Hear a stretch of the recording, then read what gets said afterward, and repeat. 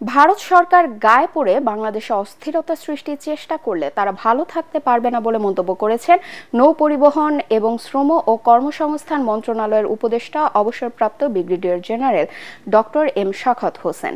দুপুরে নারায়ণগঞ্জের কেন্দ্রীয় লঞ্চ টার্মিনাল সংলগ্ন বিএডব্লিউটি এর নির্মাণাধীন মাল্টিপারপাস প্রকল্প পরিদর্শন শেষে সাংবাদিকদের প্রশ্নের জবাবে তিনি এ মন্তব্য করেন।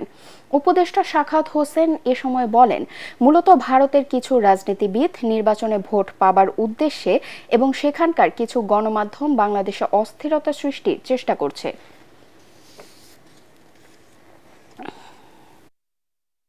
তারা যদি আমাদের পায়ে পড়ে ঝগড়া করতে চায় তাহলে আমরা তো সবসময় আর চুপ থাকবো না।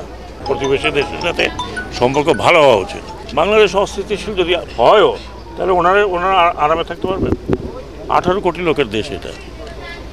তো কাজেই আমি মনে করি না যে ভারতের সরকার এ ধরনের কোনো এগুলো মিডিয়া আছে, কিছু পলিটিক্যাল পার্টি আছে যারা ইলেকশন করবে, তারা মনে করে এগুলো করে তারা ভোট টোট পাবে, হয়তো তাদের ব্যাপার।